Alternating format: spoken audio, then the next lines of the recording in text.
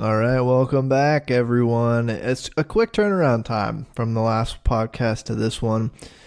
We got to get them all in, and I got to leave time for like an hour and a half or 2 hour Mariners preview episode because, boy, there's just a lot to cover for that unserious baseball team before the season starts. But that's not what we're doing today. We got two more divisions today, the NL West, and the last division that we'll preview that should be coming out this Friday is the AL East.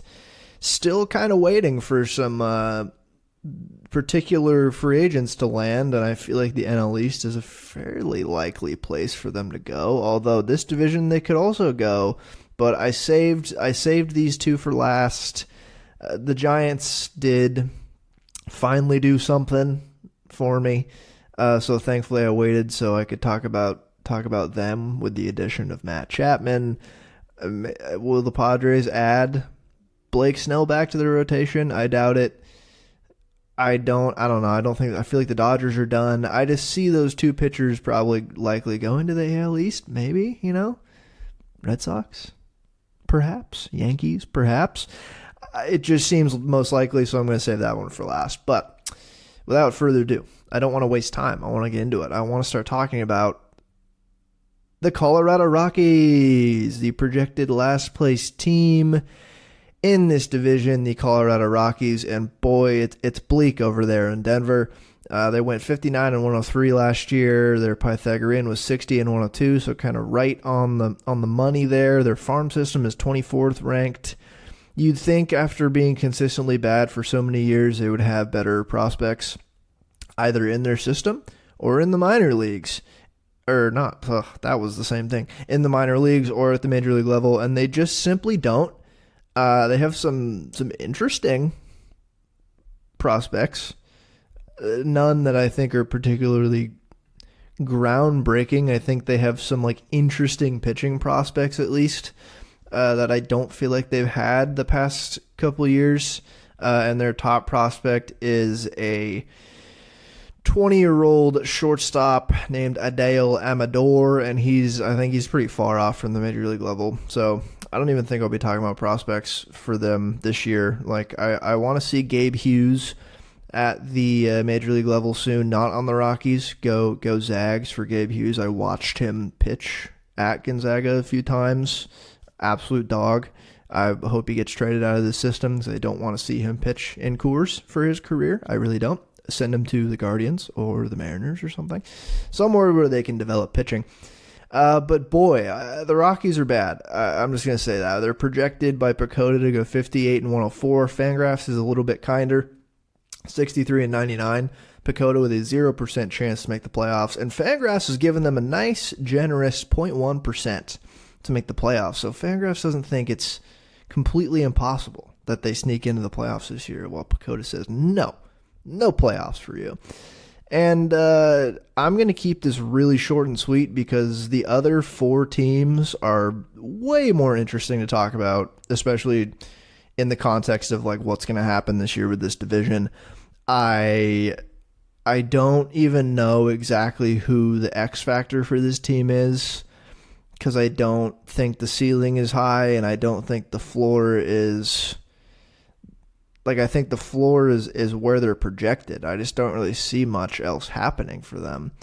But their lineup is Charlie Blackmon. He's still on this team at DH. Chris Bryant at first base. Nolan Jones in left field. Brendan Rodgers at second base.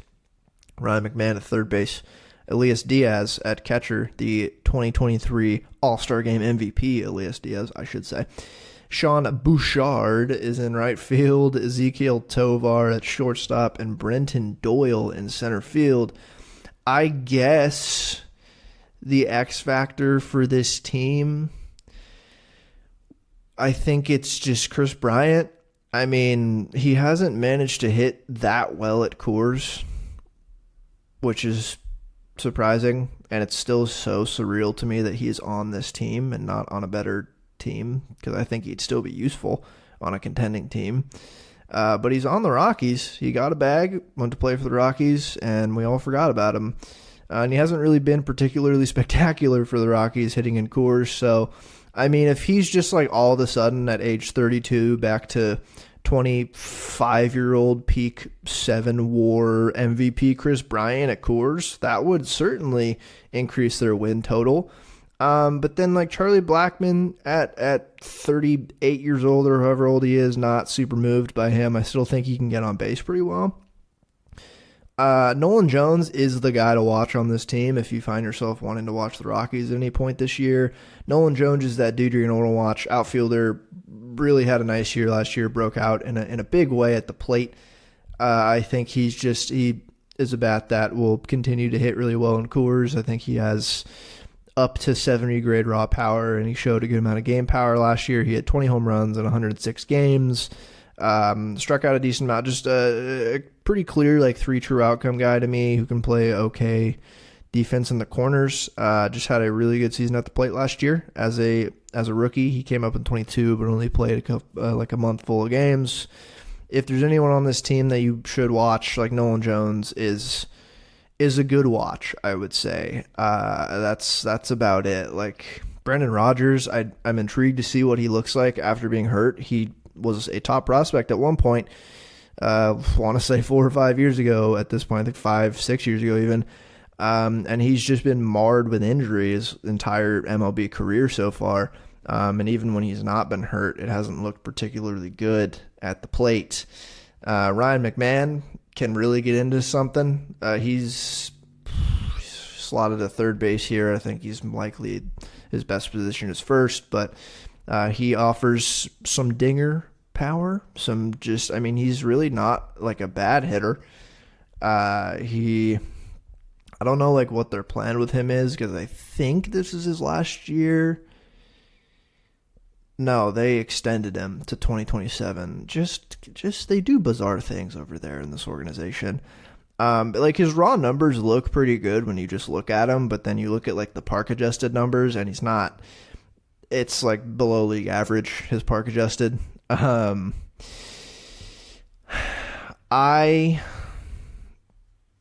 Diaz is a player. Ezekiel Tovar can play a good shortstop.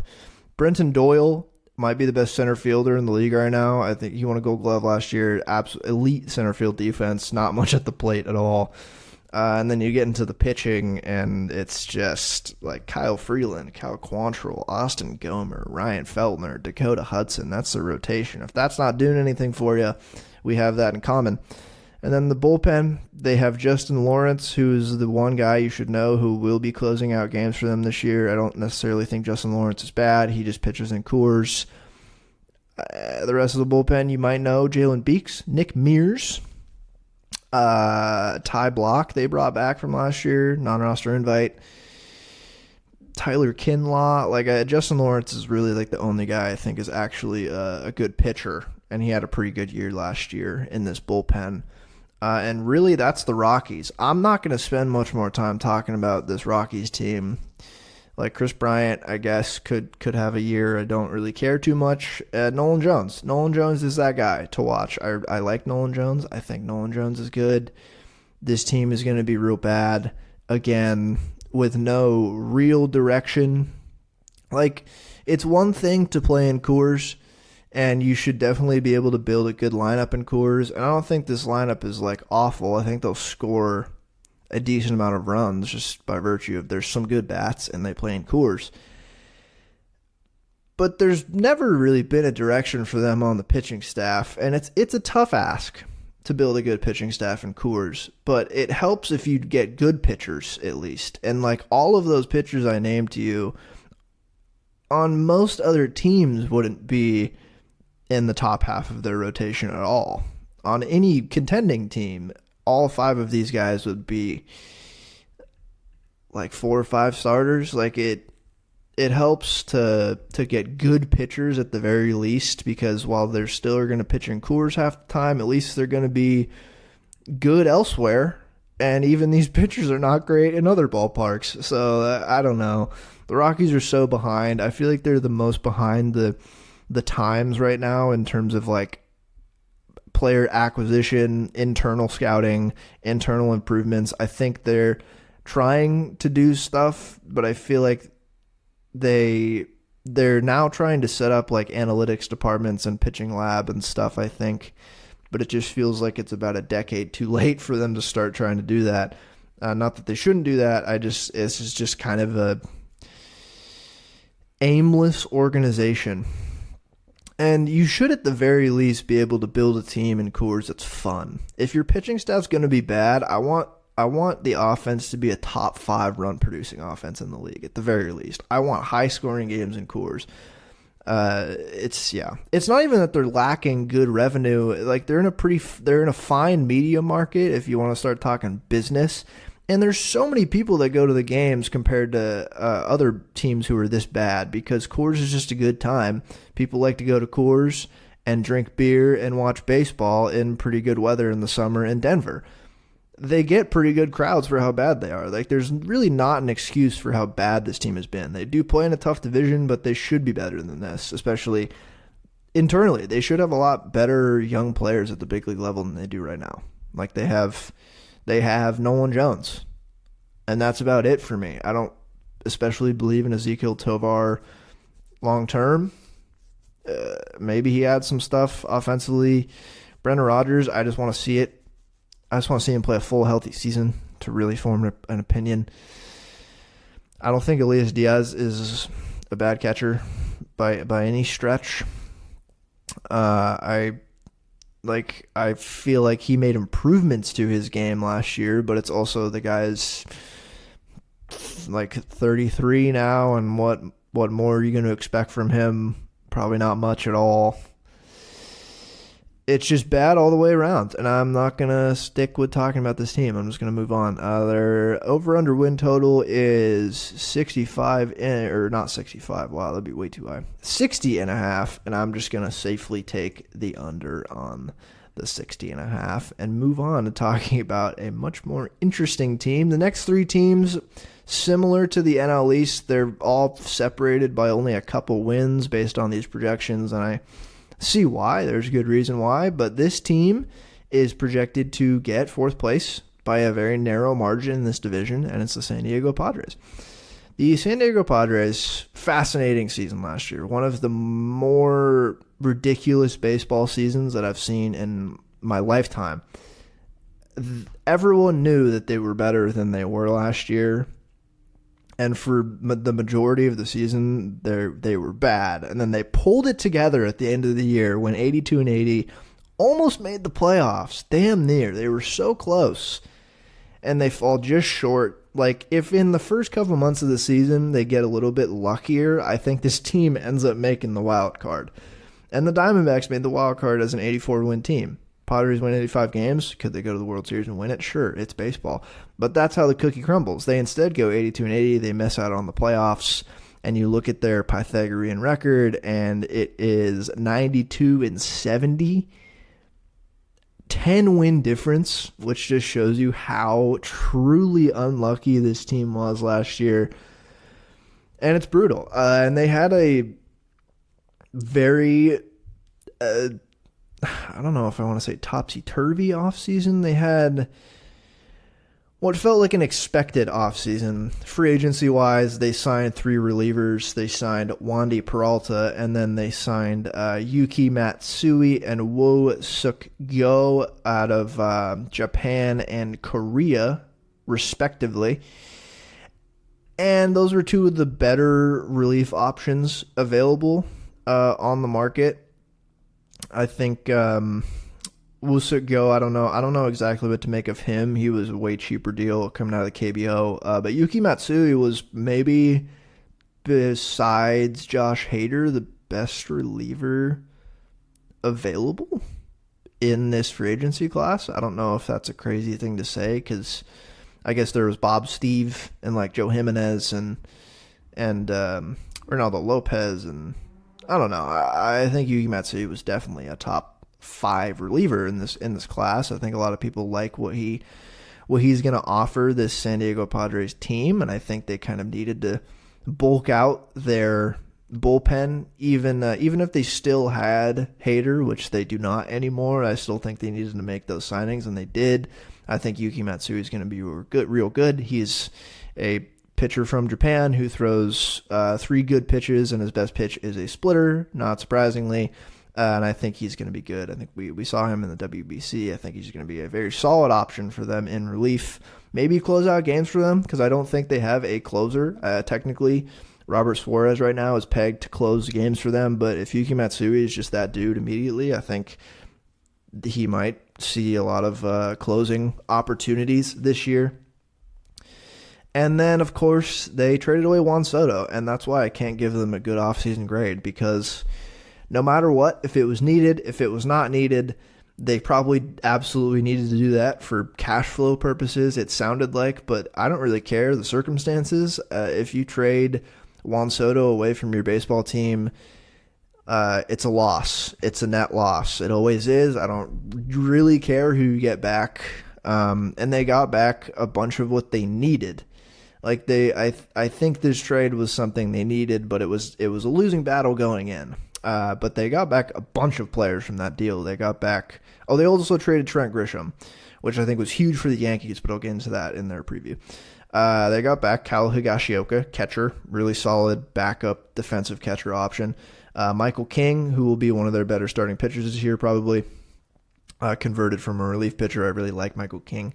And then 3 more starters / maybe relief options this year, depending on how things work out. Johnny Brito, Randy Vasquez, and Drew Thorpe.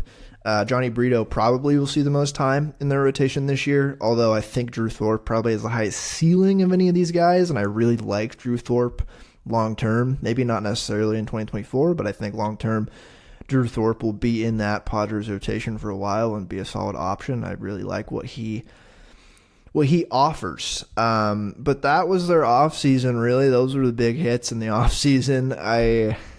I think they're missing another signing here for their outfield, because just getting into this lineup, it's top heavier than it has been the past couple of years. I think that's kind of an issue right now. I think they have. I still think the offense is going to be good, but yeah, it's a lot top heavier, especially without Soto and even Trent Grisham without him in this lineup, because they start out Fernando Tatis in right field leading off, then Xander Bogaerts. They have him playing second base because Ha-Seong Kim is playing shortstop now for this team. And then Jake Cronenworth at first base, Manny Machado at third base in the cleanup hitting spot. Ha-Seong Kim batting fifth, shortstop. Luis Campusano at catcher, Jurickson Profar in left field. Jackson Merrill, their top prospect, Fangraphs has at DH on opening day, which is interesting. And then Jose Azocar in center field. Like, after Tatis, Bogaerts, Cronenworth, Machado, even lump in Kim. He's shown he's a solid offensive option. Not amazing, but like a little bit better than league average. Can get on base pretty well. Good bat-to-ball skills. Walks a good amount, doesn't strike out too much. I like his bat. It's fine. But then after that, it's like Campusano, Profar. You don't know what you're going to get from Merrill at the plate this year as a rookie. I don't know if he's going to start on opening day for them either. And then Jose Azocar, who offers not much at the plate, along with Jurickson Profar. That's just very top-heavy. It's a very top-heavy lineup. I think Tatis is going to go absolutely crazy this year. I think he should be a favorite to win NL MVP. He played almost a full season last year after coming back from his suspension. He played 141 games. He was striking out less than he did in his career prior. He had less power at the plate, though. I don't know if I'm super alarmed by that or not. He still looked solid at the plate, just not quite as amazing he had looked in years prior.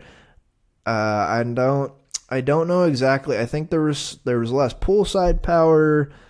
I don't know if it was his injury / not playing baseball for a little bit that really hurt his year.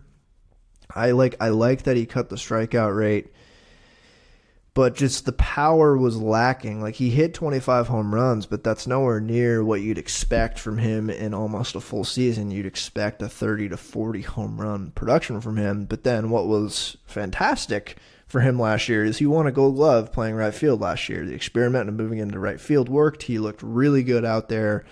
And he still offers a lot on the base path. Like, he stole his most bases in his career in a season last year with 29, which was expected.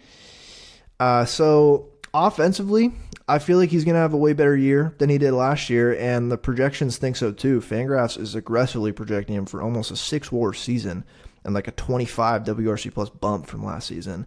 I think just playing that year last year after missing a full year, essentially not starting the year with the team because of the suspension, I think it just affected his power a little bit. I don't know if the bat speed was necessarily affected, but I think he'll have a better offensive year this year, which would put him in the MVP conversation paired with his speed and his outfield prowess that we know. I wonder if they'll try him in center field this year because he was so good in right. I don't see any reason why not. Trent Grisham's not blocking him there. They don't really have a center fielder that I'm confident in at the plate at all in the minors. Like, I don't think Jackson Merrill's going to play center field. I think if anything, Jackson Merrill should be playing in the corner, left field or right field, if they're not going to play him at shortstop. I don't know. I just think I think Tatis is in for a big year. And then Bogaerts, as he declines, I still think the makeup of his his production at the plate is fine. I think he's going to have a pretty good year. He's supposedly going to be playing second base. So that's something. We'll see him in a new position. I can't imagine he'll be worse at second base than he was at shortstop last year. And he was pretty solid at shortstop last year. He's come a long way with his defense. And I just feel like he'll still, maybe the power will continue to decline, but I think he's still a threat to just get on base. I like his approach at the plate. Jake Cronenworth at first base. Cronenworth has been what feels like him and Manny Machado in this lineup for the past 3 seasons have felt just like a staple. And in terms of games played, and Cronenworth was really good in 21-22 and then had a fall off last year. Weirdly, a weird fall off. He played a little bit less games. I think he had some batted ball luck not go his way, but he just simply was not, in every facet of his game, was just not as good of a hitter or defender. So you look for him to hopefully bounce back. Fangraphs is still expecting him to be a little bit above average at the plate. I think with some more batted ball luck, I can totally see that happening this year. And then Manny Machado, I mean, talk about stability. Like, Manny Machado has been one of the most consistent players in the league for a decade now, it feels like. And I don't see any reason to factor in a super steep decline in age 31 this year. Definitely, he's looked, I don't want to say worse at the plate, but definitely not as good. No, worse is the correct term to say. He's been worse. Like, in 2022, his BABIP was high. I think he put up 7.5 F-WAR, like almost won the MVP. He got a little lucky, batted ball-wise. And then last year, he kind of swung completely the opposite way and got a little bit unlucky. And so maybe there's some normalization this year, and so maybe he doesn't put up 153 WRC plus like he did in 22. Maybe he doesn't put up 114 WRC plus like he did last year. Maybe he falls in the 125, 130-ish range, I think is healthy, because his K rate was down last year. His walk rate was down a little bit too, but not enough to be super alarmed. I do just think the balls weren't quite falling for him, and that is reflective of the entire team. So I still think he provides stability in his as he ages. I still think he's going to play a good amount, and with solid defense at third base. I don't know if you can promise that he's going to be the best defender at third like he has been, or at least like a top 3 defender at third like he's been in the past, but I think still very stable third base option for them. And then, the lineup just gets ugly after that. Ha-Seong Kim, I just talked about. He's fine, and just one of the better defenders up the middle in the game that we have today. Awesome to watch him play second base and shortstop. You hope Luis Camposano can do something and progress at catcher this year. It's been wildly disappointing what he's been at the plate since debuting. It's not exactly what you want to see at all. Like, the sample last year was good, theoretically, at the plate. but it was so small. It was a 49 game sample, and he did hit 7 home runs. I mean, he didn't strike out that much. I think he profiles not as a super heavy strikeout guy, but I just need to see a full season of him catching and actually like a few months worth of offense to really think he's a worthwhile catcher. Fangraphs thinks he will be league average at the plate, and like his scout grades are 20-ish home runs a year with a fine hit tool. I don't know if he's going to be an amazing catcher behind the dish, but I guess we'll see with a full season under his belt hopefully this year. And then like Jurickson Profar and Jose Azucar in left field and center field, those should not be, if you are wanting to be a contending team, those should not be your outfielders. The Jurickson Profar is a utility guy at best right now, and Azucar as well. Tommy Pham is a free agent. They signed Tommy Pham and put him in left field. It's an immediate upgrade for them because they don't have much depth at that position either. Like I said, Jackson Merrill, top prospect, shortstop. I'd love to see him play shortstop at the big league level. I don't want to push Ha-Seong Kim out of that position because he's so valuable at short. And Bogarts, like, should they just put Bogarts at DH? Or in the court, could he play corner outfield? If I'm starting Jackson Merrill at the big league level this year, I would rather start him at shortstop because I think the defense is supposed to be good and just hopefully have him develop slowly as a hitter. But I'd rather not start him in the big leagues as a DH, particularly because that's not like currently the best part of his game. I think you want to start a guy who's been your shortstop prospect and seemingly a good defender at shortstop. So starting him at DH, I don't think would make much sense to me. So I don't know. I don't know what they do there, but that is their offense. I see it as top heavy, and that's just carries a little bit more risk. And having Juan Soto not be in that lineup is not ideal. And then the pitching, I'm not too bullish on the pitching, although there's good depth here. They have Joe Musgrove, Yu Darvish, Michael King, Johnny Brito, and Randy Vasquez. I'm looking forward for Drew Thorpe. I really want to see Drew Thorpe pitch some innings this year for this team. And I think he will. I think he'll start in the minors, but I really like Drew Thorpe. And then like they have depth-wise after that, like Matt Waldron, Adrian Morejon, Pedro Avila. I think they have plenty of starting options. I'm just not sure they're particularly great. I think Musgrove and Darvish are a fine 1-2 at the top, and I like Michael King as a 3-starter. I think Johnny Brito's stuff will be fine and play in that ballpark. I'm not quite as confident in Randy Vasquez. Long-winded thing to say, like I think this rotation is fine. And I think they're going to be fine this year. And I think the bullpen's going to be solid. I think Robert Suarez, Yuki Matsui, Eniel De Los Santos, Wandy Peralta, even like Will-Suk Gu and Steven Wilson, I think those are all solid relief arms. So I think right now, I don't know about the depth in their bullpen, but I think that's at least going to shake out to a pretty good, like a good bullpen, not an amazing one. But those are all guys I think will have pretty solid years in the pen. And it makes out to a team that's projected to be 80-82 or 81-81, like Pacoda and Fangraphs say. So that is this team. I think if you want to be a serious contender, you can't have Jurickson Profar and Jose Azucar in center field and left field. Tommy Pham is out there. Even like JD Martinez, put him at DH and just, if you're not going to play Jackson Merrill at shortstop, stick him in left field. I think he's been doing that in the minors. I think they've been shifting him to second base and left field in the minors in preparation for him, maybe not starting at shortstop every day in the bigs this year. And I'm wondering if he starts on opening day at all.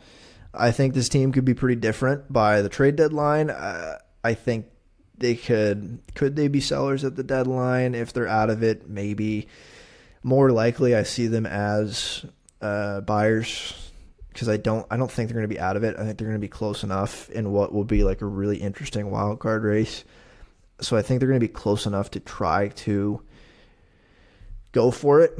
I think an obvious position to upgrade will be the outfield and maybe another starter, and you go from there.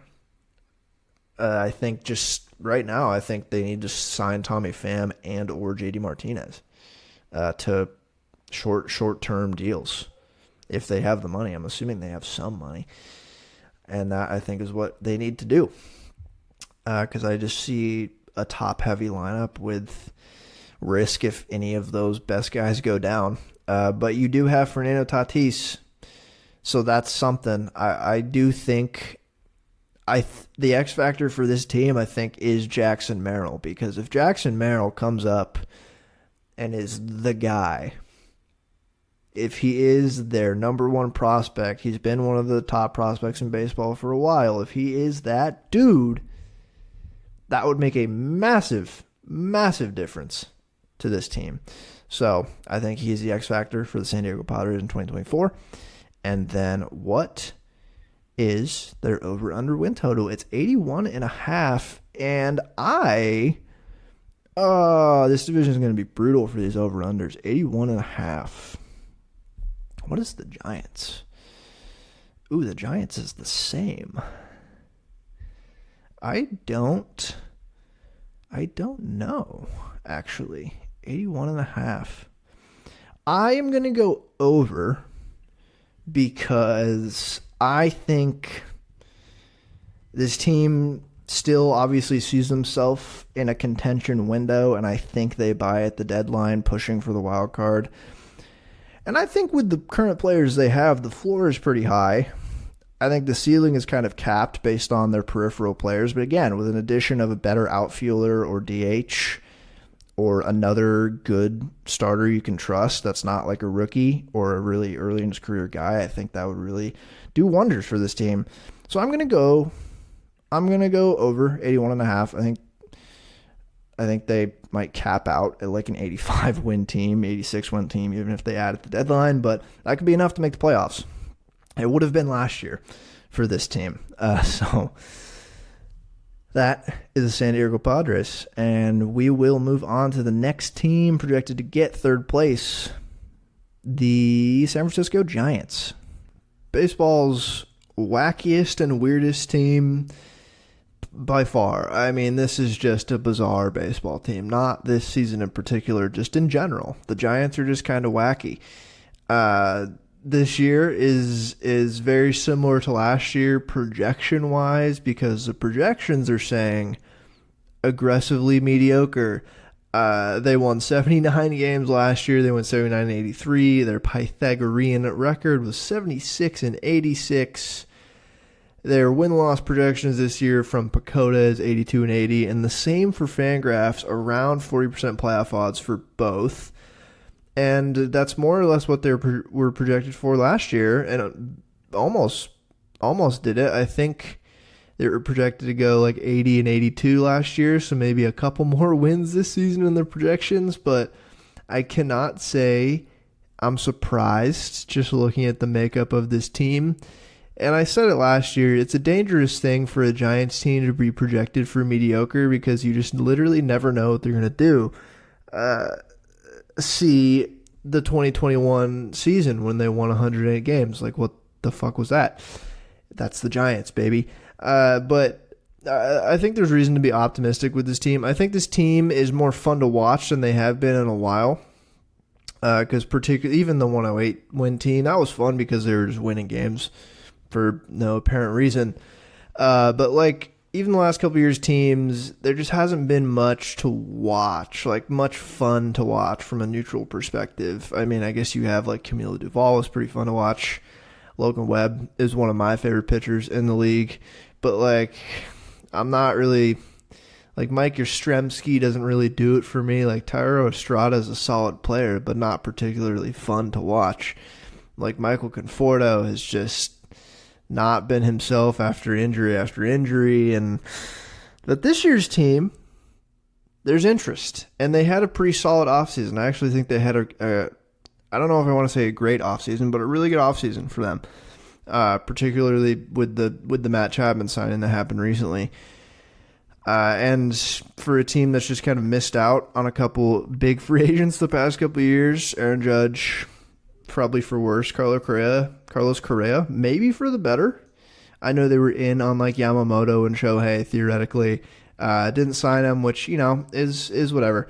They did, however, sign Jung-Ho Lee out of Japan, and not Japan, the KBO. And I love Jung-Ho Lee. I'm a big fan. Grandson of the Wind, center fielder. I'm a big fan. I'm high on Jung-Ho Lee, and he was their biggest offseason acquisition for a considerable sum of money, but not like something that's that's going to really hamper them in the next couple of years. I mean, they gave him, what did they give him? Why is it not? Yeah, $113 million. I was looking at the wrong thing. Over 6 years. That's more or less kind of what you'd pay an extension for a guy. That's like almost $19 million AAV for a center fielder. You believe, clearly the Giants believe he's going to play good center field, and a guy who looks just like a contact getting on base machine. 6 for $113 is really not that expensive. Again, that's like an extension in year 2 or 3 for a guy you think is pretty solid and valuable to your club. For $19 million a year, buying out a couple years of free agency is kind of what this looks like, because he's only 25 too. So I think that was a really good deal. And then obviously Matt Chapman recently on a really nice contract. Jorge Soler, they brought in Jordan Hicks, Tom Murphy as well for their backup catcher role, which I really like for them. I just think they had a really, really solid offseason. I think they signed guys they needed to sign. I still think they should sign Blake Snell. I think they might too. I know they've been talking. I think Blake Snell would move the needle, I think, for me, for this team. And I think they might just have to – it might be one of those contracts where you give him 5 or 6 years, and those last 3 years might be really bad. But you get him now, and he really helps your team now, so you might just have to eat that if you're the Giants. And they can afford it. They have plenty of money. But their lineup looks better than it has in quite some time. A little bit more balanced, too, and just running through it. They have Jung-Ho Lee leading off in center field, Thairo Estrada at second base, Lamont Wade Jr. at first base, Jorge Soler at DH, Michael Conforto in left field, Matt Chapman at third base, Mike Yastrzemski in right field, Patrick Bailey at catcher, and Fangraphs has Marco Luciano at shortstop on opening day, which might not be the case. There's rumblings that he might start the year in AAA, which I guess I'm not totally against, but I don't really see the point of that. I would just start him at shortstop in the big leagues now. I would just do it now. Whether or not he's really ready, I think you kind of have to do that. But it might sound like they start him in AAA, and then I guess they play Nick Ahmed and Wilmer Flores, Thairo Estrada at shortstop, or something of those three. But I like the floor of this lineup. I think top down on paper, it's pretty solid. I like Jung-Ho Lee a lot. I'm big on him. Even if there's an adjustment period, I think his bat-to-ball skills and his just feel for the strike zone is going to be really good leading off and setting the table for this lineup. I think he's going to get on base a lot. Fangraphs think so too. 350 OBP, they're projecting him with a 289 average. That's a really good leadoff hitter. With just 10 home runs, which I think that's the concern, is both the ballpark he's in and he's not especially powerful, but he's kind of a big dude, and he's only 25. And the more and more I hear about him from people on the Giants beat is that they think there's more power in his body than what is currently projected. Maybe not this year, maybe next year, who knows, but I really like him in the leadoff spot. I like Thairo Estrada too. I feel like he's just been a solid player. This team is full of like 2 to 3 win players at almost every position, which makes it rather difficult to upgrade each position, which is an interesting task because like you're looking at 2 wins at each position. That is roughly league average, which is why they're, projected to be bang average. You're like 2 WAR is about what you're looking for an average major league player. And so it's just kind of hard to build on that because even just compiling a lot of those guys is difficult in and of itself. But like Thairo Estrada is one of those guys. I think Lamont Wade, at first base, late night Lamont.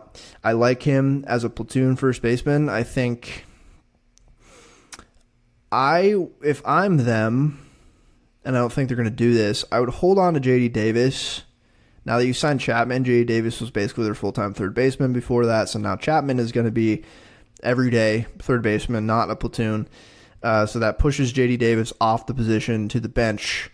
I would just run him as a full-time platoon at first base with Lamont Wade, and maybe that doesn't get the most value out of him, but I don't know what else you do at this point besides trade him. So I do think they will trade him. I also just don't know what you're going to get back. I think he's getting paid like $7 million.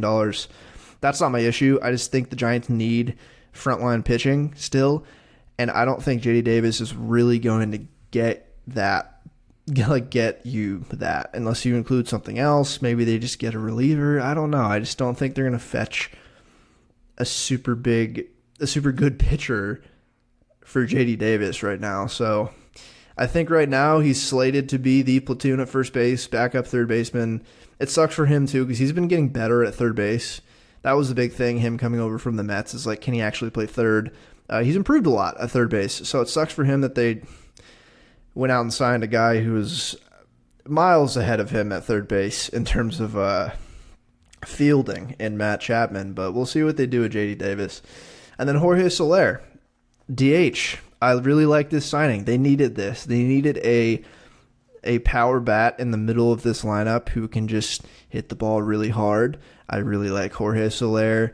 Not a huge deal, too. Like, you just get him for a couple of years. I really like this. This is something they absolutely needed in this lineup. Just some power out of the right-handed hitting spot. And he's projected for 30 home runs on the dot on Fangraphs. I've seen, like, in the 20s. I've seen low 30s. I feel like it just depends on if he plays, because if he plays, we know he can hit the ball hard and hit dingers.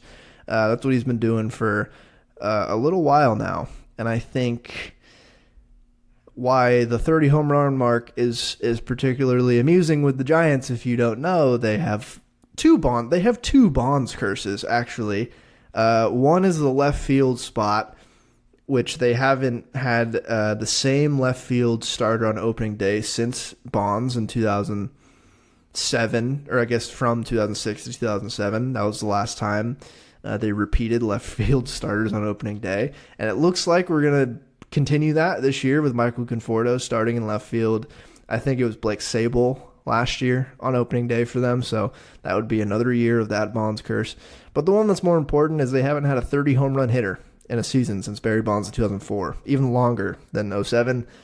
And Jorge Soler, I mean, he's as good a bet as anyone in the past few years to break that. It's just an astounding record. It's not like a home run heavy ballpark, but it's 30 home runs. The fact that they went through 2018 and 2019 without having a 30 home run hitter is absurd. But I like Soler in the middle of this lineup. Michael Conforto, I'm not super high on him going forward in his career. I just don't know if he can be a good MLB player again, or even just stay on the field with all the problems he had, and particularly just the shoulder has affected his swing so much. So that, I think, also will be him, and Yastrzemski in right field will definitely see platoon time with Austin Slater, because I think Conforto probably starts every day over Yastrzemski, because Yastrzemski Slater is like actually just a really solid platoon in right field for them, and I think that'll continue this year. And then Matt Chapman, I was not a fan of the Mariners signing him, but that was more because of the price that I thought he would fetch earlier on in the offseason. Matt Chapman, for the price that they got him at, is like $20 million this year, and then 2 team options for like $18 and $16 million. I think it's something like that the next couple of years. That is a really good deal for Matt Chapman. I would have absolutely taken that for the Mariners, because as much as I don't love his bat moving forward into his career, he hasn't been a below average hitter since he came up in the league. He does hit the ball hard, like fairly consistently, and he's done that well the past couple of years. It's just weird. It's been not a whole lot of pull side power. Like, if he was pulling the ball more the past few years, I think he would have been an even more valuable player. But he sprays the ball around a lot, which is not going to be super helpful in this ballpark. Despite him hitting the ball hard, that would just... you paired his hard hit rate with more pull, he'd have a lot more power numbers, is what I'm trying to say. But offensively, I think he'll be like good for the Giants. I don't think he's going to be like amazing offensively, but again, he's never been a below average hitter at all. So as much as I think the vibe of him was like, oh, he's a really bad offensive player, he's not. His worst WRC plus came in 2021 with the A's, and it was 101. And then 118 and 110 the past couple of years, with consistently walking a little bit above league average and striking out also a little bit above league average. But again, he hits the ball hard pretty well, and you know what you're getting on defense.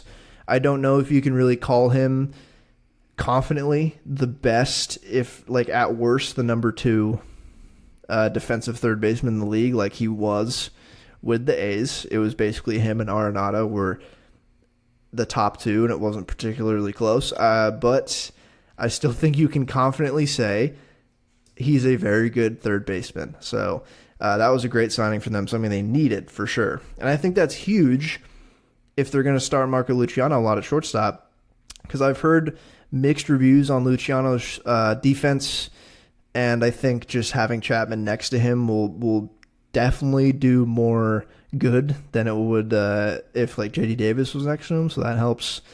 He's Marco Luciano. He's my X factor for this team, man. It could be a lot of players on this team, but Marco Luciano, if he comes up and he pops and he finally lives up to the long-awaited hype that he has garnered as a prospect at the plate, it would be huge for this team. Massive, especially in this competitive division.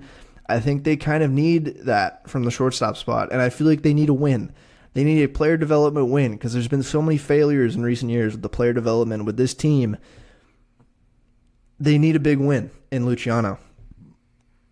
And then Patrick Bailey, I don't necessarily know how good he's going to be at the plate this year or even going forward, but he is a sexy defender. Boy, go watch him play defense. It is nice. Just looks like already maybe the best defensive catcher in the league, and he's played, how many games has he played? Like 3 months of ball? How long did he play? 97 games last year, yeah. So, and he provided 2.8 WAR in those 97 games behind the plate with a 78 WRC plus. He had like a 600 OPS and 2.8 WAR. That's how good he was defensively for that half of the season. So they're at least going to get that for him this year, and I like that. And that's their lineup. I think they could use another outfielder potentially in the corner spots, but I don't think this lineup is in bad shape. I think it's better than it has been in recent years. And then the pitching staff, there's actually a semblance of a 5-man pitching staff here, somewhat, which is different than recent years. I love Logan Webb as their ace. He's not the best ace in the league in terms of ERA and like rate stats, but he has been one of the more durable guys the last couple of years. He throws a lot of innings at a very solid clip. I really, really like him for that reason. He threw 216 innings last year, 3.25 ERA. I'm a changeup guy too, and he has one of the best changeups in the league. Like, if you want to nerd out about it, it's one of the best examples of seam-shifted wake that we have in the major leagues right now. Really amazing. I love him. Great pitcher. And then after that, it's like iffy right now. It's Kyle Harrison, their top prospect. I'm a Stuff Plus guy too, so I really like Kyle Harrison. I like him this year.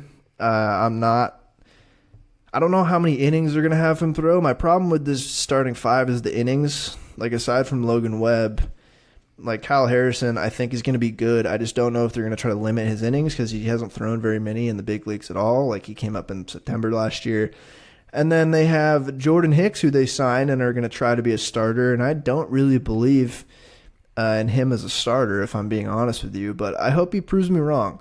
I think they're going to like ramp him up. I don't think they're going to throw him in like April and May as like an out and out, like, here, you're starting, we want you to go 5 or 6 innings. I think maybe they'll use him as a 1 to 2 inning opener at the start of the year, or maybe if that doesn't go well, they just have him as a follower and be like, hey, just go out there, throw 3 innings. We'll see if you can stretch it out to 4 or 5 later in the year. I don't know how that's going to go, but I think his floor is pretty high because if the starting doesn't work out, you can just put him in the bullpen and he's going to be a really good reliever for you. And then after those 3 guys, it's rookies and then guys who were hurt, who they're hoping to come back middle through the year. So Keaton Winn, rookie, I really like Keaton Winn, especially with a good defense behind him and in this ballpark. Really nice fastball splitter combo. I think he's going to have a pretty solid rookie year. And the defense definitely will help him. And then they have right now on Fangraphs Mason Black, a guy who has not thrown an inning in the major leagues yet. Another rookie pitcher. I don't know too much about him. The projections are fairly modest. But I think they kind of just will need him to hold water until their other pitchers come back. So they have another rookie who pitched a little bit last year in Tristan Beck, who looks like a guy who can throw 5 decent pitches. Just one of those type of guys. But he is hurt right now. He had vascular surgery for an upper arm aneurysm, which I don't especially know what that means, but it doesn't sound good. So I think like a couple months he's going to be out. And then their other 2 notable injuries are Alex Cobb, who had hip surgery last October, and then Robbie Ray, who had Tommy John in May last year. I think Robbie Ray, they're shooting for around the All-Star break for him to come back. And then Alex Cobb, I think a little earlier than that, but Alex Cobb is like 36. I think this is not the first time he's hurt his hip, so they could slow play him as well. But they're looking to get both those guys back in the middle of the year, which would be mighty helpful for that rotation. And then their bullpen, I think this bullpen is going to be good. I think this bullpen is going to be good, especially with less openers, less usage on some of these guys, with more starters in their arsenal right now. Camilo Duvall, one of the best closers in the league, electric stuff. Love watching him. Tyler and Taylor Rogers, the brothers who could not throw differently. I really like them. They're both effective relievers. Luke Jackson is a solid relief pitcher. Ryan Walker had a really good year last year, kind of out of the bullpen. He logged like 15-ish starts, I think, but he was an opener.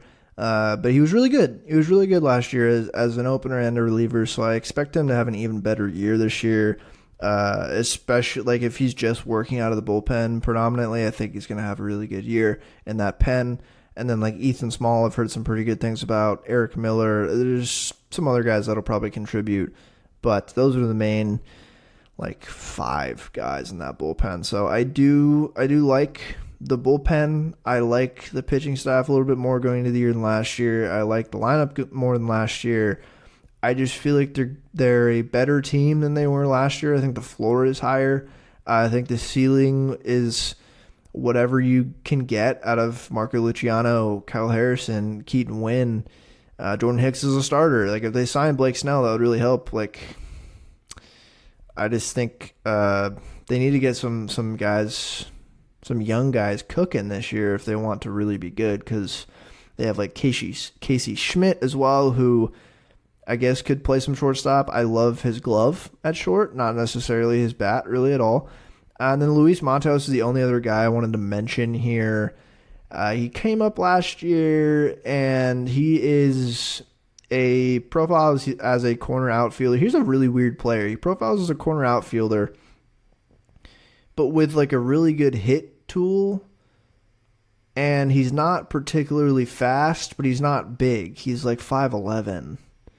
He's just like kind of a bizarre makeup of a player, but hit really well in Double-A and Triple-A last year, and he seems like the type to heavy contact, not necessarily striking out very much, walking around league average, which heavy contact, spraying the ball around, not striking out a bunch, would play fairly well to that kind of big outfield in San Francisco, but I don't know. I think we'll see a fair amount of him. I think what will help him play more is he is a right-handed hitter, and they're so lefty-heavy in their outfield that I think that will just get him more reps there. So that's the only other guy, the young guy, who I want to see show me something this year. Show me something. But I like this team. I don't know. I just don't know. It's a really tough division, too. That's the really tough part, is like it's a good enough team, but in a very competitive, tough division with one of the best teams in baseball, and then like DBacks and Padres are no slouch. So it'll be tough. It'll be tough for them, and their over-under is the same as the Padres, 81.5. And I'm going to take the over. I feel like the Giants and the Padres both win like 82, 83 games. I'm taking their over with like the caveat of I think they're going to sign Blake Snell. I think they're going to get him, and that would take me over 81.5, and that is the San Francisco Giants. I will move on to the last two teams here. But this one, the team went to the World Series last year, projected to get second place in this division. Yes, it is the Arizona Diamondbacks. The Snakes. Roll on Snakes. Yes, the Diamondbacks, which had a miracle run, I guess you could describe it as, to the World Series last year to get beaten by the Texas Rangers. But what can you really do this year that will live up to last year? I mean, I guess win the World Series, but I feel like if you ask Diamondbacks fans, last year was absolutely a rousing success still, despite losing the World Series. I mean, they won 84 games, snuck into the wild card, and went on a crazy run, because that's just how it works sometimes. And I doubt that fans would trade that experience for anything. And it wasn't like an unsustainable run. Like, you saw plenty of stuff last year that you are hoping the team builds on this year. And then as a fan, I think they had the offseason, not like a perfect offseason, but a really good one. Damn near perfect for like a team in their position, because they have a lot of young players. They have one of the best young players in the game in Corbin Carroll that looks like an absolute superstar. Won Rookie of the Year. Looks like just a really good long-term player for them that they can build around. Gabriel Moreno had a really good year last year, coming back in that Dalton Varsho trade from the Blue Jays. And then you just had guys like Ketel Marte, Christian Walker continue to be really solid options. And like Zach Gallen, Merrill Kelly. You had Brandon Pfaadt come alive in the playoffs last year. You traded for Paul Sewald at the deadline to shore up the back of the bullpen. Like, I think the process for how they've built this team, I think, is absolutely correct. And they go to the World Series, and they lose. And they're like, well, we've clearly have a young core to build around for the next few years. Let's do that. And they go out. They re-sign Lourdes Gurriel Jr. to a pretty team-friendly $36 million 3-year deal. And he was a part of that run last year, and I think you want to bring him back. It's definitely a need for them, and they did that. And then they went out and got another pitcher, Eduardo Rodriguez, one of the better pitchers on the market, for 4 years, $80 million, which $20 million AAV for a pitcher like Eduardo Rodriguez is not too shabby, in my opinion. I think there's reasons to be a little bit down on him moving forward, but I'll get into that later. But I still think that is a good contract overall to just be a solid pitcher. You're not going to ask him to be the ace of this team, but he will contribute to you winning ball games. And then they signed also Jock Peterson just to kind of shore up the DH spot a little bit. But I think that offseason is kind of what you're looking for. Again, as a fan of this team, they're like, okay, we're committed to winning. Let's spend a little bit of money and make a couple, well, I guess not a couple. They did make a couple trades, but then the one big trade, shoring up third base, getting Eugenio Suarez from the Mariners for Carlos Vargas and Sebi Zavala. And bada bing, bada boom, you enter 2024 projected to get second in this division behind maybe the best team in baseball in the Dodgers, and for good reason. They're projected by Pacoda to go 85 and 77, Fangraphs 84 and 78. They have the fourth best farm system, according to Keith Law.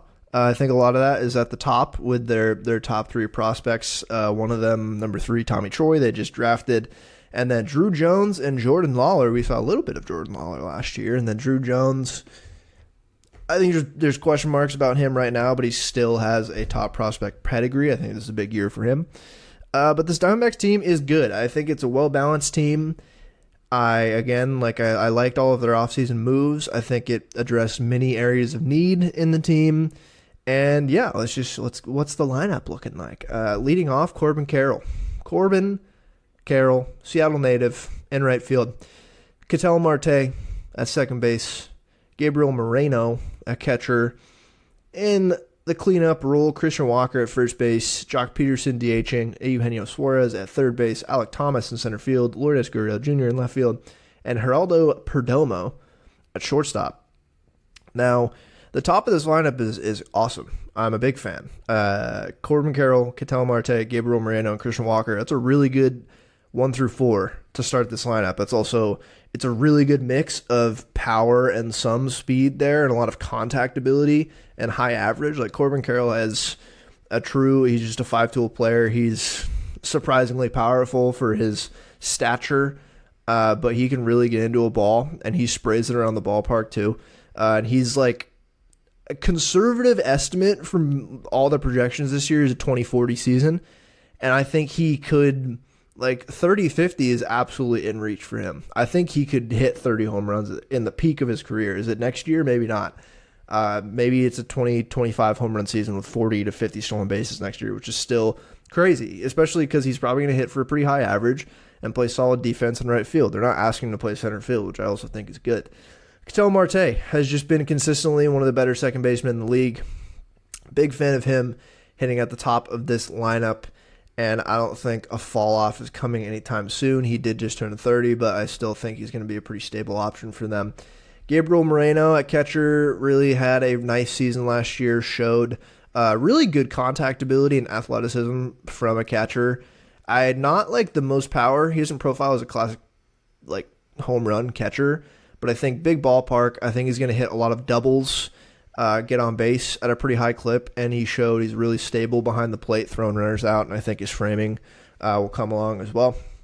And then Christian Walker, I really like Christian Walker. The past couple of years has been one of the best first basemen in every sense of the word, defensively and offensively. Really good ballpark for him to hit in, plenty of power, and just really, really solid first base defense.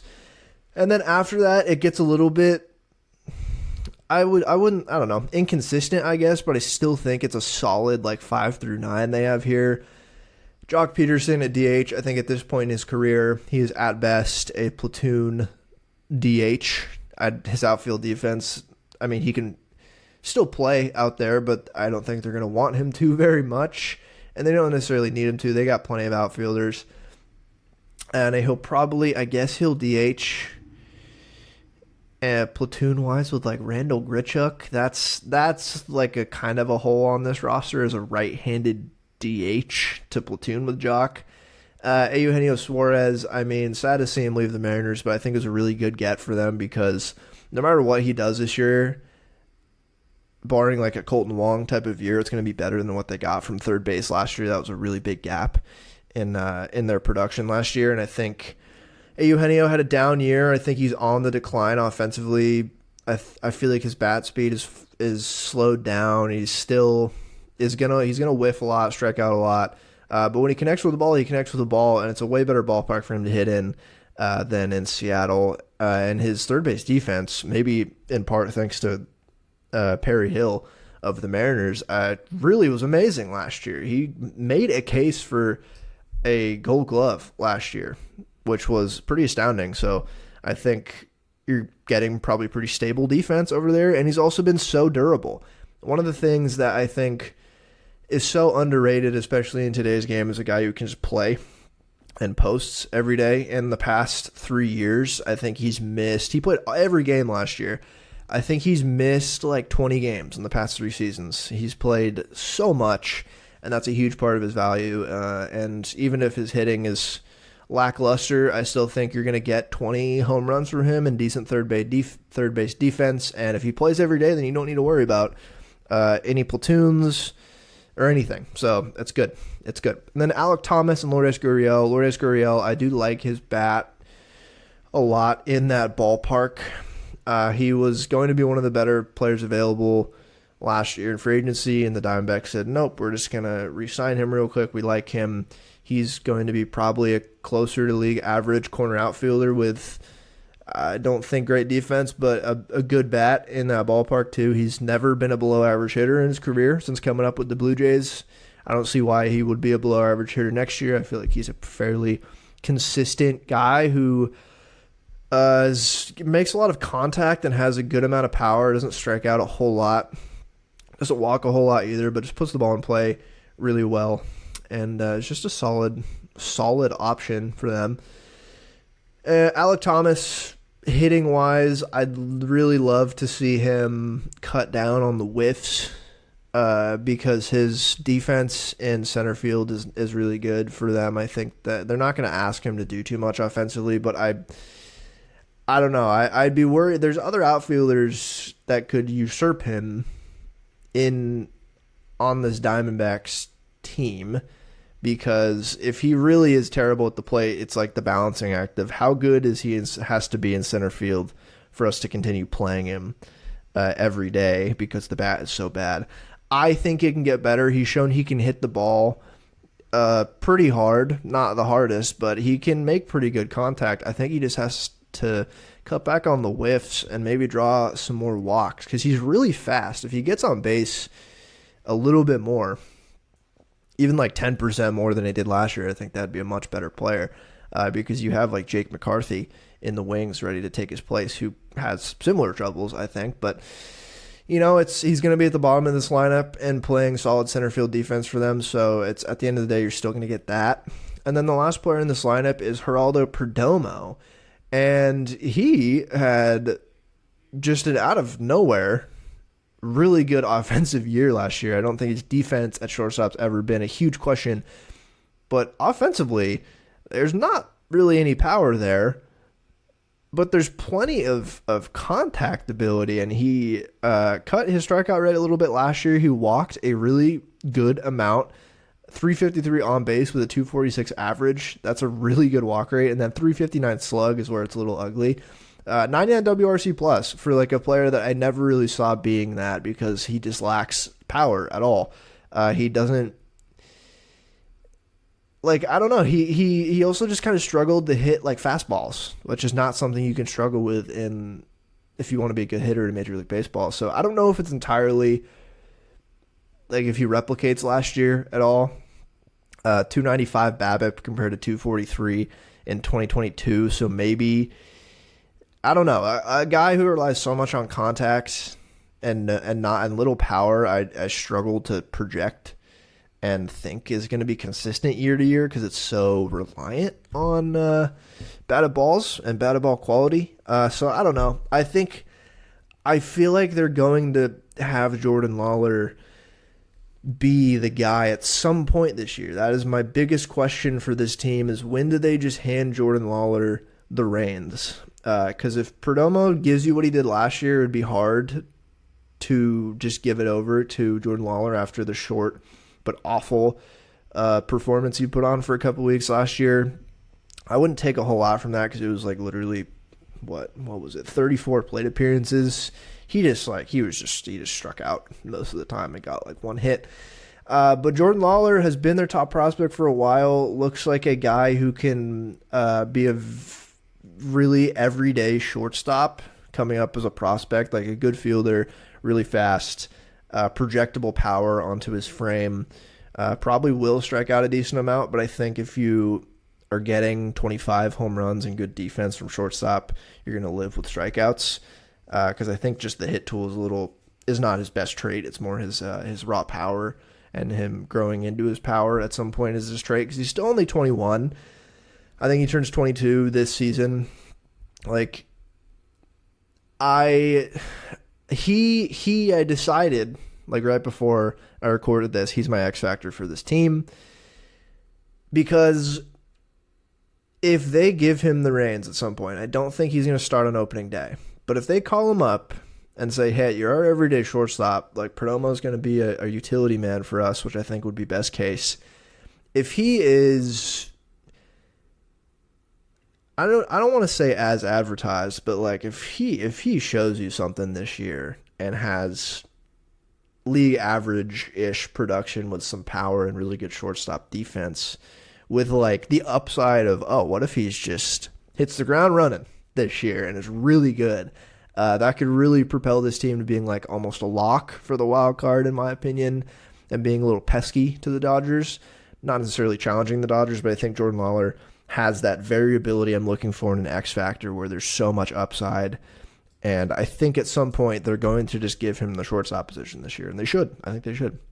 And that's the offense. I think there's plenty of balance here. I like it top down. The depth at the plate I do worry about. I think fielding wise they're fine depth wise, but I think they could use another. I think they could use another good outfield bat who can DH from the right-hand side of the plate because Jock Peterson, I'm not hitting him against lefties. I don't know who. I guess it's Randall Grichuk in that platoon DH spot with Jock Peterson. So I think that could be improved upon. And then getting into the pitching, I really like this pitching staff. Zach Gallen has been one of the best pitchers in the league past couple of years. Really good, really nice fastball cutter combination. I don't have a whole lot to say for him. I think we can kind of expect his production and stability this year again.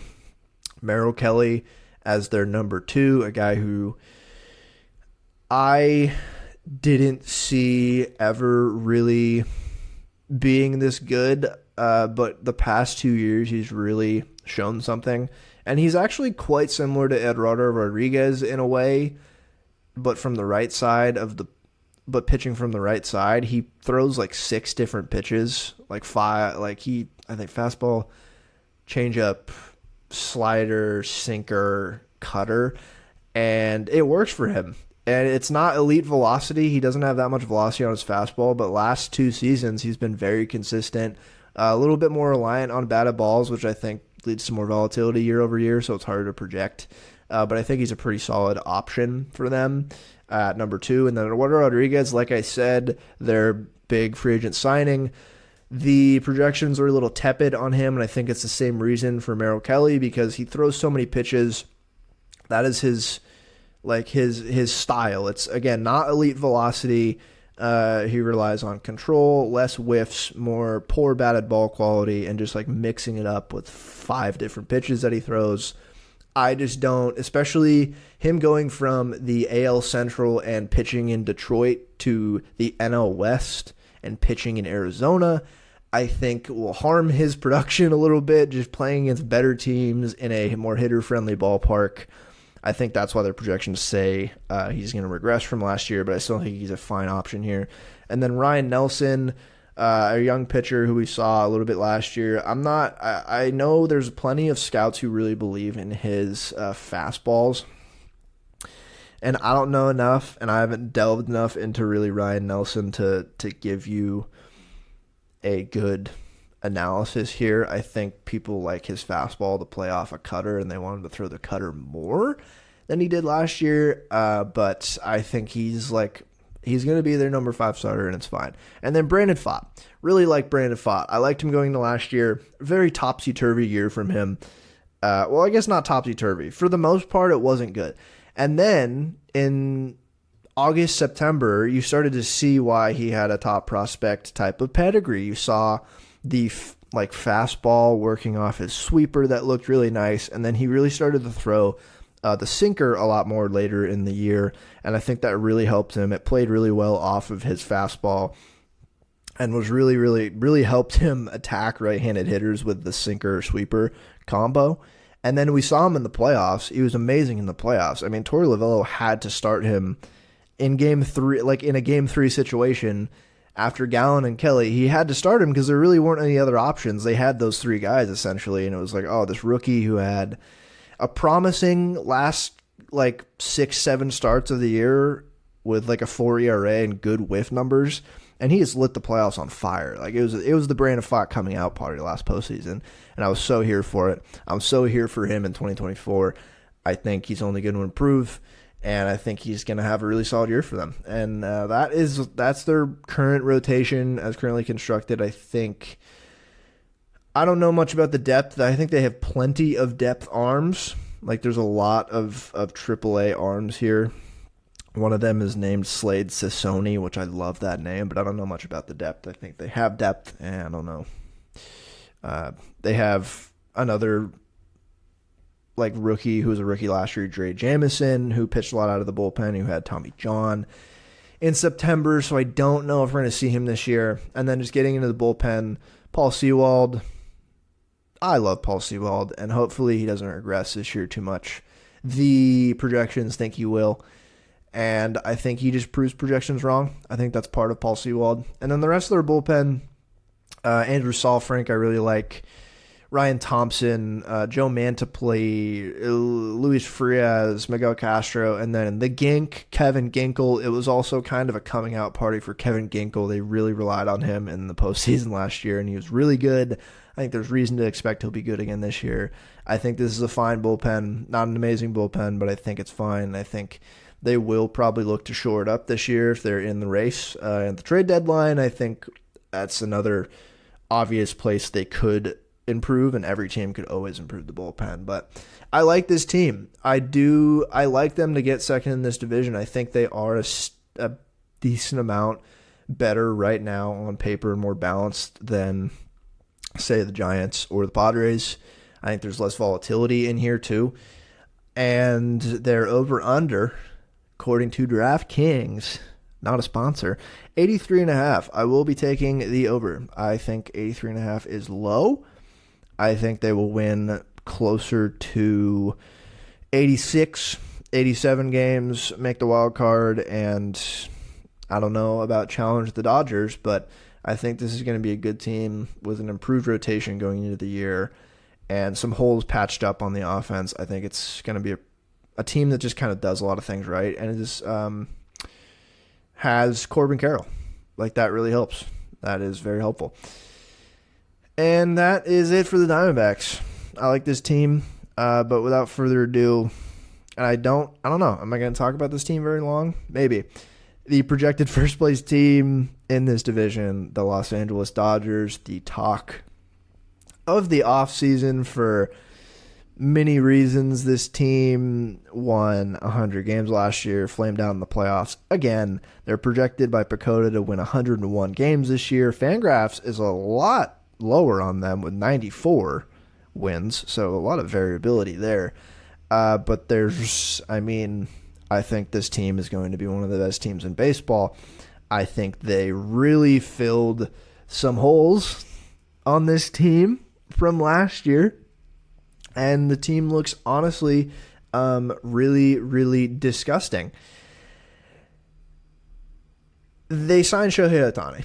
All right, they signed Shohei Ohtani, and that in and of itself is phenomenal. $700 million. They're paying him like minimum wage for the first 10 years of that $700 million, so that's fun. And then they also paired it with signing the best pitcher available because Shohei is not pitching this year, just DHing, Yoshinobu Yamamoto, who everyone is raving about. And it's rare you see a guy come over from Japan and get that much guaranteed money, but he is that dude. I love watching him pitch. I've watched his bullpens a few times. Not only is the stuff crazy, it's just wild mechanics because he has a very methodical load and then his leg kick, and he hits a pause, and then all of a sudden it's like a rubber band, just snap, and he throws like 100 miles an hour. For not a very big guy, it's crazy the torque he gets when he throws his pitches. I'm so excited to watch him pitch. What a signing. They also signed Teoscar Hernandez to not a one-year deal, 3 years, $45 million. They re-signed Clayton Kershaw, brought him back. They re-signed Jason Hayward, Ryan Brazier, Joe Kelly, Kike Hernandez recently. They brought a lot of guys back from last year. And this team looks insane. So just their lineup going through it. Mookie Betts at shortstop. That was news that came out yesterday.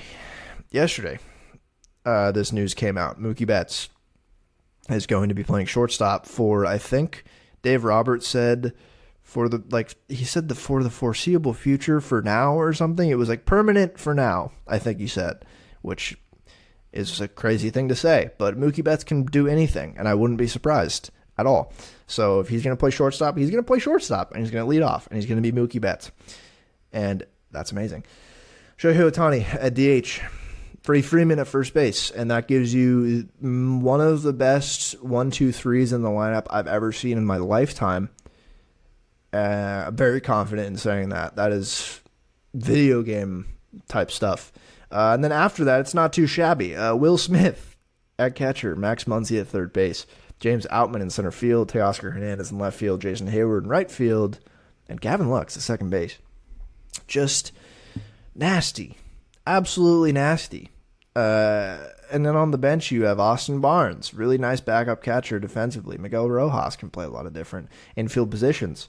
Utility god, Chris Taylor, still on this team. And then Kike Hernandez, just also classic utility man, one of the funniest dudes in the league, and obviously a big dugout presence for them. And really, what's more to say about this lineup? Shohei is going to full-time DH. I think he's going to hit 45 home runs and be an amazing DH for them.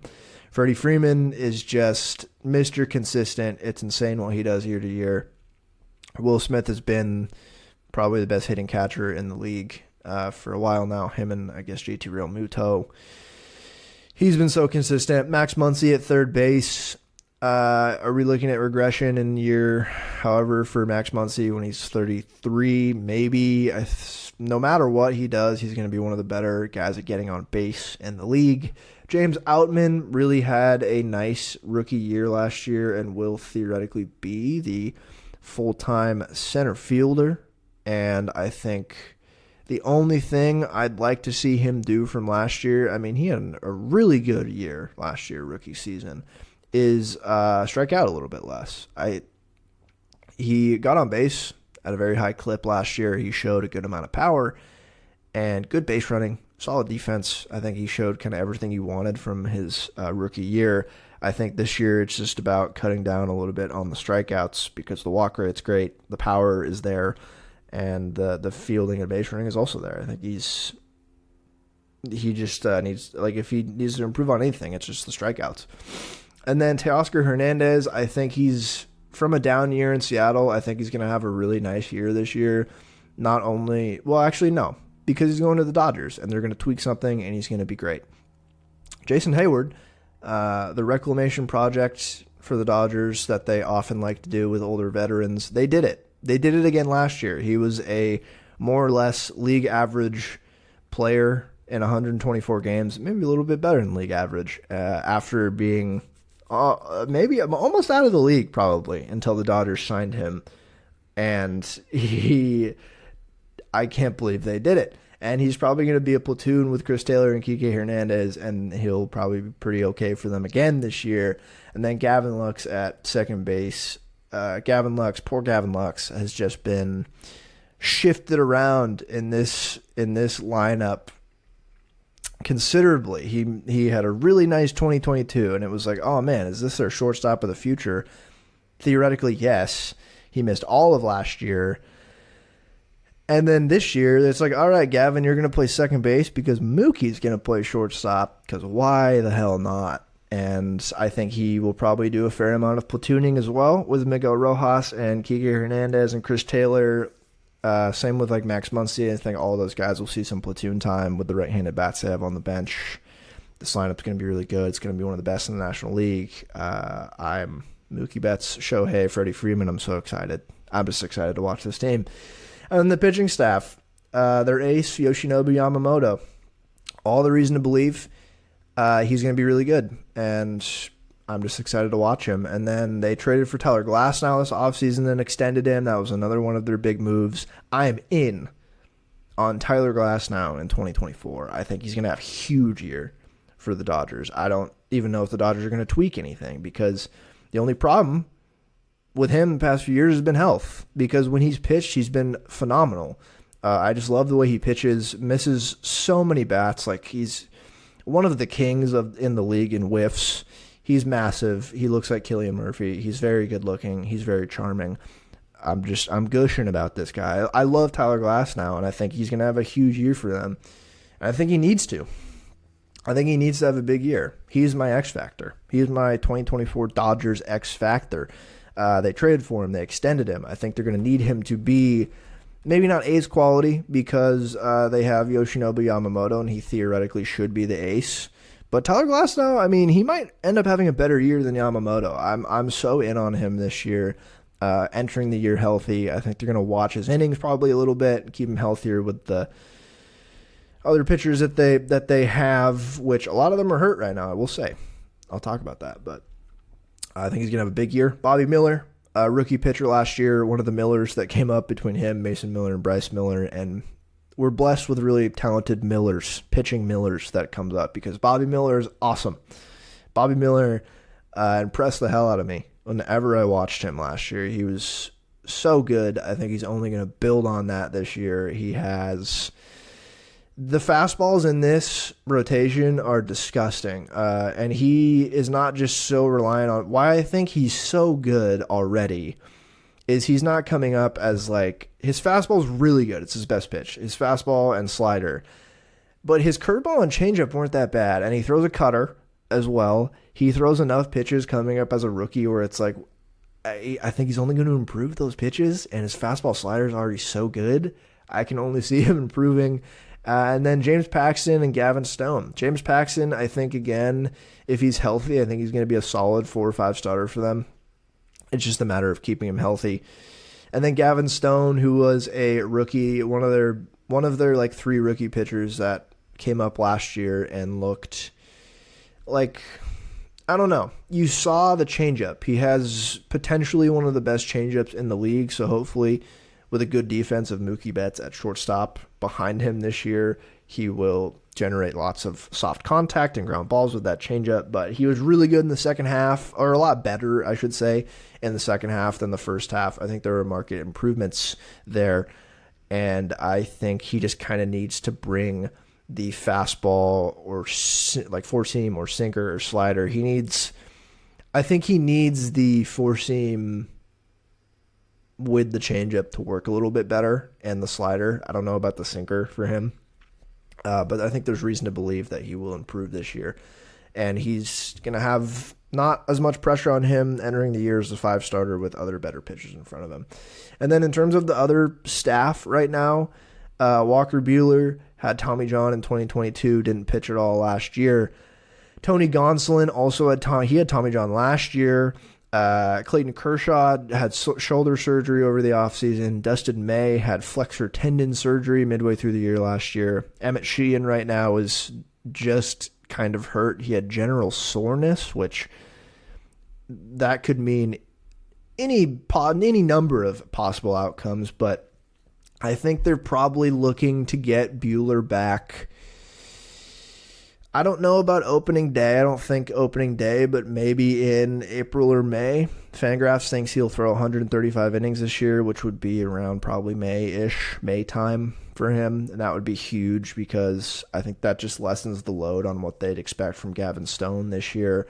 And in an event where Tyler Glasnow gets hurt again or James Paxton gets hurt again like they have the past few years, you hope to get Buehler back enough to patch up the rotation. By May, you hope to get him back. I don't know what the prognosis is on Kershaw. Like All-Star break, maybe. Like he just had shoulder surgery, and he was clearly hurt last year for a lot of the year, especially when he gave up 100 runs to the DBacks in Game 1 of that series. That basically lost them the series and all the momentum. He was definitely hurt, and he got surgery in the offseason, which, like, clearly, yes, he was hurt. And then Dustin May, I don't know if we're going to see him at all this year. I'd probably say no. When was this? July surgery on the flexor tendon in his throwing arm. Yeah, I don't think we're going to see him this year. Maybe if he comes back, the bullpen, like later in the year. But the bullpen looks like a Dodgers bullpen. I mean, Evan Phillips back of the pen, really like him with Brusder Gratterall. And Joe Kelly, Ryan Brazier, Alex Vesia, Blake Trinan. I think if there's anywhere to improve this team midway through the year, it will be the bullpen. I think Brusder had a crazy good year last year with peripherals that didn't exactly back it up. They backed up him being a really good pitcher, but not like a 1.5 ERA pitcher. I do like Evan Phillips. They have Ryan Yarbrough and Alex Vesia as left-handed options. I think Ryan Brazier was good for them to bring him back. Joe Kelly, year to year, I don't know what Joe Kelly's going to do. He's also like 36 along with Ryan Brazier. Those are like absolute wild cards for them just because it's a relief pitcher, and year to year it's so hard to predict. And like Joe Kelly had a pretty Joe Kelly year last year. His peripherals looked a lot better than his ERA. But again, you don't know what you're going to get from him this year. Same with Ryan Brazier. Really solid year last year after a very shaky 2022, 2021 with Boston. Maybe he repeats what he did last year. He was nice. I don't know. I think if there's any room for improvement in this team, it is definitely the bullpen. But I think you'd hope Walker Buehler comes back and looks like Walker Buehler, and you can maybe just kind of shift Gavin Stone to the bullpen as a long man or six-man rotation for a while. I don't know. This team, regardless, the offense is going to put up runs, and the starters are really good. So I think the bullpen is going to be handing some fairly easy games to close out. And that is the freaking Dodgers. I mean, there's not much else I really have to say about this team besides they're going to be really good. And I'm even more excited about the following year because that's when Shohei theoretically will be pitching and hitting again. So we'll see. But what is their over-under? 103.5. 103.5. You know what? You know what I'm going to do? I'm going to go under. I'm going to go under 103.5. I think 103.5 is very ambitious, although I could see this team winning more.